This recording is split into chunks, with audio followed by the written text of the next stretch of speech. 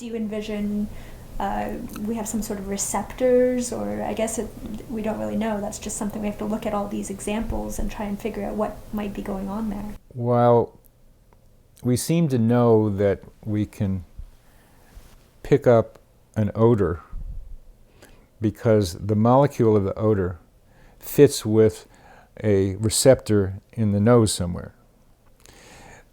But there aren't enough receptors for all the different molecules of odor there are out there. So there's been some debate about how that works, and some of the suggestions are that there is a quantum mechanism in the nose, in some of these receptors, that allows these limited numbers of receptors to adjust to a multitude of odor molecules.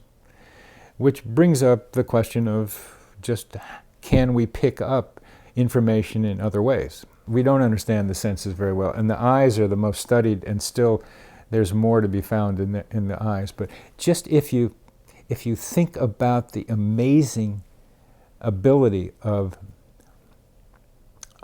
our retinas to convert light waves into electromagnetic waves.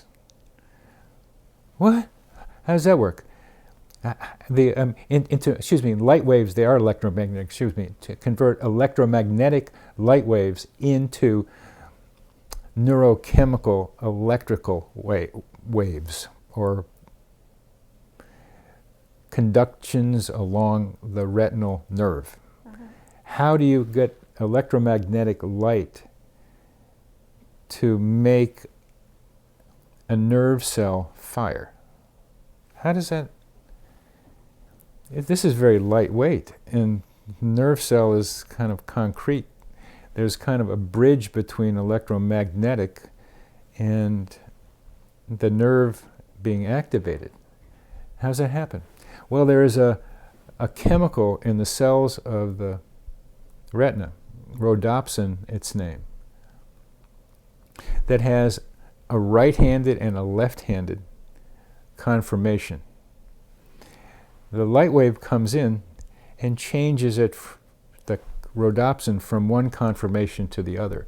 That switch from left to right or right to left begins to initiate electrochemical response in the nerve cell.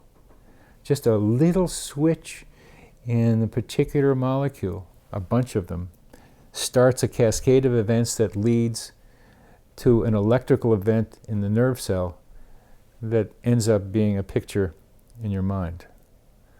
Well, this delicate capacity, this responsiveness to this delicate electromagnetic input, suggests that maybe there are other ways that we pick up delicate inputs, and we just don't know what they are. Because evidence is from a lot of stories that we pick up stuff from other people at a distance without knowing how.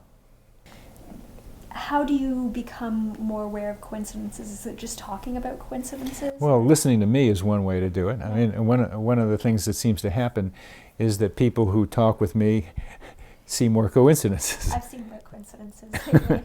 Well, it seems to happen. It activates a latent capacity in people. Mm-hmm. It's kind of like they see me saying it's okay to talk about it, to look for it. I mean that's or something like that. I mean, it seems to happen regularly. One guy got a little mad at me for it, or it just happened because it's there. Coincidences happen all the time.